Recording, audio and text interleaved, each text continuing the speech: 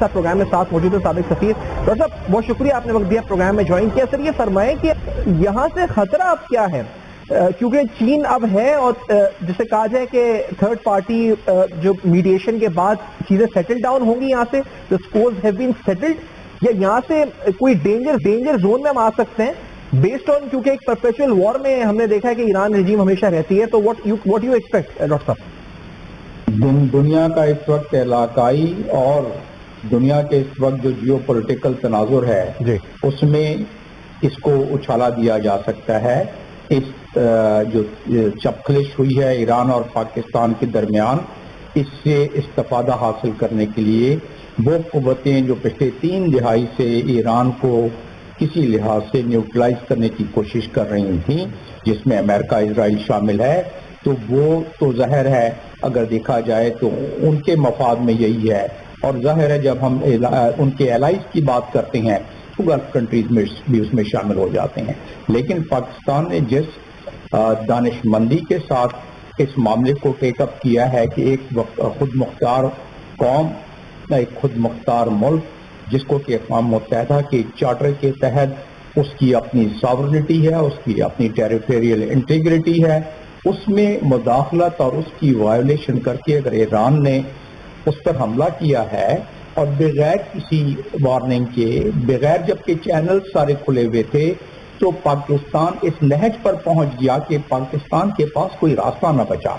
میں نہیں سمجھتا کہ پاکستان دل سے یہ چاہتا ہوگا کہ ایسا کوئی عمل ہو، لیکن اسے جس دوراہے پر دھکیل دیا گیا تو پاکستان کے پاس ڈپلومیٹیکلی یا عسکری لحاظ سے کوئی راستہ نہ بچا، جس کی وجہ سے یہ بہت پریسائز قسم کا، بہت پریسیشن والا ایک عمل کیا گیا. اور اس کے بارے میں ایران کو پہلے ڈوسیئر دیا جا چکا ہے ماضی میں کہ یہ آپ کی سرزمین استعمال ہو رہی ہے، اور کون نہیں جانتا. بتائیں نا کہ یہ تو ہوا، اس کا پس منظر کہ کس طرح ہوا اور کیوں پاکستان مجبور ہوا کہ حالات اس نہج تک پہنچے.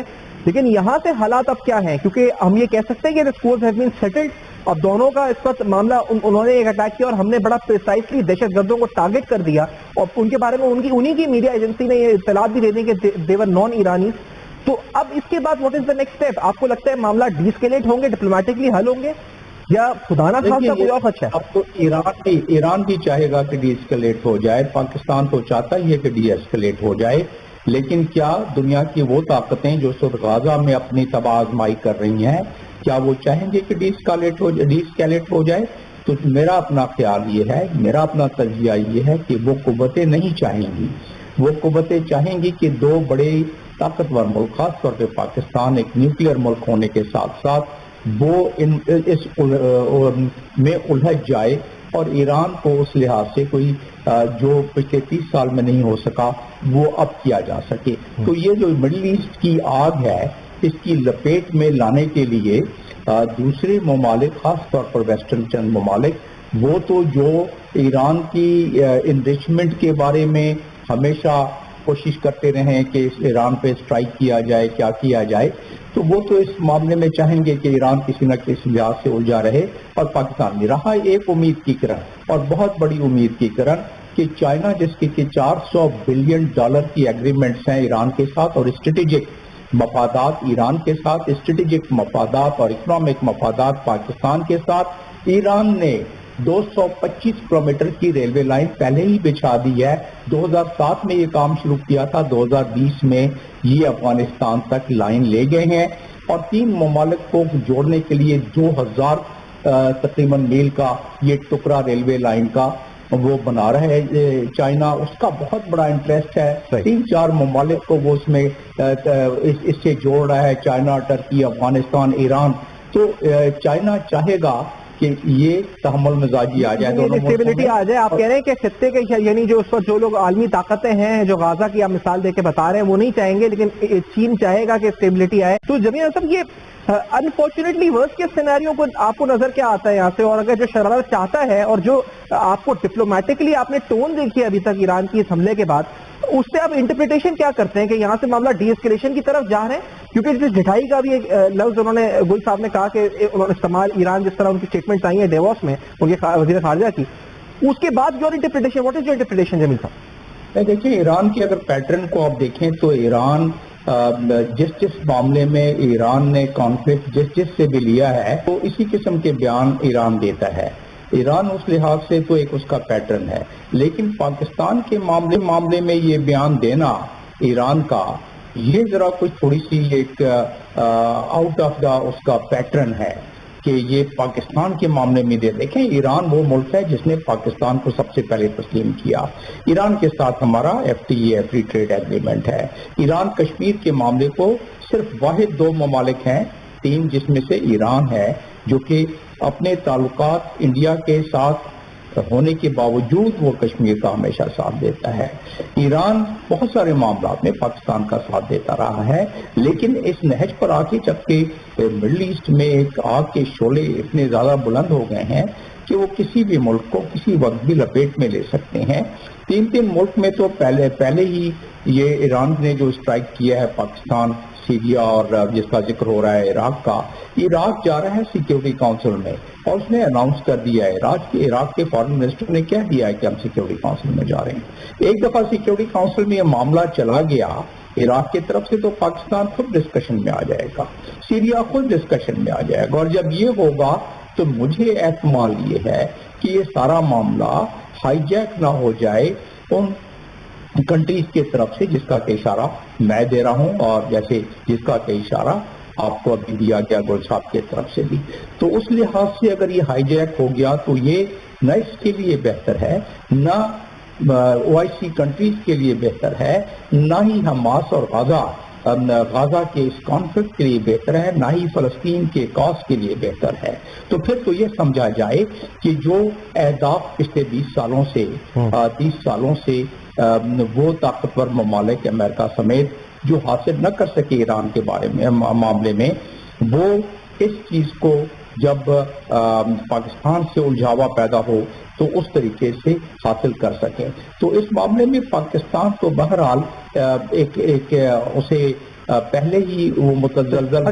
لیکن یہ تو ہے کہ جو بیرونی قوتیں چاہتی ہیں اور پھر جب صاحب آپ لوگ بار بار اشارہ کر رہے ہیں وہ ٹھیک ہے، لیکن جمیل صاحب یہ مجھے بتائیں کہ آپ سے بھی پوچھنا یہی چاہوں گا ڈومیسٹکلی اس کے اثرات آپ کیا دیکھتے ہیں، ایک تو الیکشنز کے اوپر اور دوسرا خدا نہ خواستہ پاکستان کے اندر جو سچویشن ہے لا اینڈ آرڈر کی، اس کے اوپر بھی تو کوئی اس کا نیگیٹو ہٹ تو نہیں آ سکتا، کیونکہ قوتیں کوشش ضرور کریں گی کہ ایکسپلائٹ کریں اس معاملے کو یہاں پر سیکٹیرین بنیاد پر یا کسی بھی بنیاد کے اوپر، لیکن پہلے الیکشن سے بتائیں واٹ ڈو یو فورسی کہ اس کے الیکشن پہ کوئی اثرات ہیں؟ بالکل آ سکتا ہے، اس لیے کہ آپ کو یاد دہانی کراتا چلوں کہ 1990 کے اس میں دوران جو ایران کے یہاں سیلز کچھ آ گئے تھے اور جنہوں نے کارروائی کی تھی کراچی ڈیفنس کے ایریے میں راکٹ لانچر سے باقی تمام معاملات سے کافی آپریشنز کیے تھے.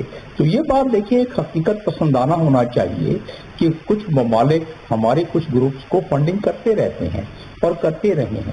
ایران کو آپ اس سے مبرا نہیں کر سکتے ہیں. اسی طرح اور مڈل ایسٹ کے کنٹریز بھی ہیں، اسی طرح باقی ایسی قوتیں ہیں جو کہ کچھ ہمارے لوگوں کو استعمال کرتی رہی ہیں. تو پھر وہ سارے اگر ایکٹیویٹ ہو گئے تو ہمارے انٹرنل معاملات تو خراب ہوں گے ہی.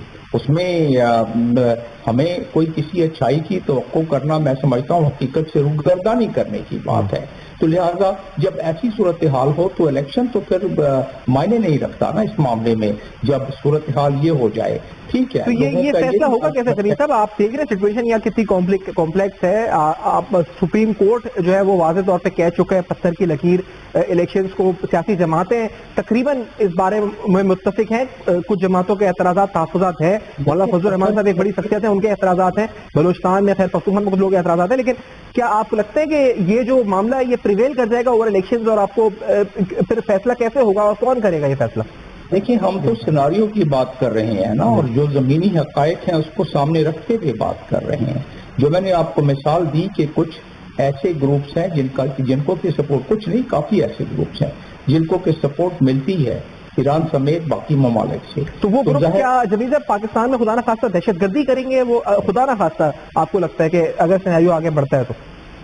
جی جب لڑائی جھگڑا ہوگا اور اس قسم کے جیسے میں نے 90 کی دہائی میں ریکارڈڈ موجود ہیں ساری چیزیں کہ کس قسم کے ایکشنز ان گروپ نے کیے، تو ابھی کس طرح اجتناب کر سکتے ہیں. ان کو اگر ایکٹیویٹ کر دیا گیا تو ظاہر ہے ایک مسئلہ پڑے گا. رہا سوال الیکشن کا، الیکشن تو ہم برطانیہ کی مثال دیتے ہیں کہ جموں میں بھی الیکشن ہوتے رہے ہیں.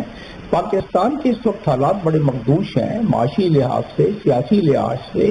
تو ہم تو اس معاملے میں اگر انٹرنل ہماری پرابلم بڑھ گئی تو پتھر کی لکیر تو ہماری قسمت کی لکیر پہ آ جائے گی نا. تو جب قسمت پہ لکیر آنا شروع ہو جائے تو پھر اس وقت کے سیناریو کے مطابق پھر فیصلہ کیا جائے اور گا. ابھی میں نے دیکھا جمیل صاحب کہ سی ٹی ڈی کے عمر خطاب صاحب بھی کہہ رہے ہیں کہ رو کے ٹیررسٹ ہیں یا پھر ایسے ٹیررسٹ ہیں، سیلز ہیں جو ایران ان کو فیسیلیٹیٹ کرتا تھا. کلبھشن یادو کا ہمارے سامنے ہے پورا معاملہ. اس کے علاوہ اور جو ٹی ٹی پی کے چیپٹرز ہیں کچھ ان کو بھی فیسیلیٹ کیا جا رہا تھا. یعنی اس کا مطلب یہ سارے سیلز یہاں ہیں لیکن ایکٹیویٹیٹ اگر وہ پروکسی وار یہاں پہ سٹارٹ کرنا چاہے، خدا نہ خاصہ، اور 90 کی مثال آپ دے رہے ہیں کیسا ہو چکا ہے. جمیل صاحب آپ سے بھی پوچھنا چاہ رہا ہوں کہ یہ جو آپ نے بھی الارم بیلز دی ہیں 90 کی سچویشن سے ریلیٹ کرتے ہوئے، تو اب ہمیں ڈومیسٹکلی ڈپلومیٹکلی تو میں نے آپ سے پوچھا شارٹلی بتائیے کہ ڈومیسٹکلی کیا کرنا چاہیے. فوری طور پہ NSC میٹنگز ہیں، کچھ فیصلے کابینہ کو کرنے چاہیے، فوری ہونے چاہیے. کیا فیصلے ہونے چاہیے جمیل صاحب؟ پاکستان نے پہلے بھی کنٹرول کیا ہوا ہے ایسے گروپوں پر. ابھی حال ہی میں آپ نے گلگت بلتستان میں کچھ واقعات دیکھے، وہ بھی کنٹرول ہو گئے. تو پاکستان کو چاہیے کہ اس میٹنگ سے وہ اپنے SOPs کو دوبارہ تازہ کرے، دیے ہوئے حالات میں معذوراتی اور ماحولیاتی حالات کے مطابق اپنے SOPs تیار کر کے، اپنے کنٹینجنسی تیار کر کے گراؤنڈ لیول پہ تیاری کرے. لیکن ڈپلومیٹک ایفرٹس کو بالکل خالی نہ جانے دیں، کیونکہ بہت ہو گئی. مسلمانوں نے مسلمانوں کی گردنیں بڑی اڑا دیں. وہ کہتے ہیں کہ ہم نے مانا کہ چاند ستارے ہوں گے، ایک پرچم تلے سارے اس کے سارے ہوں گے، لیکن جتنے مارے ہیں مسلمانوں نے ساری دنیا نے مل کر بھی نہ مارے ہوں گے. تو خدا نخواستہ اس طرف نہ دھکیل دیا. بہت شکریہ.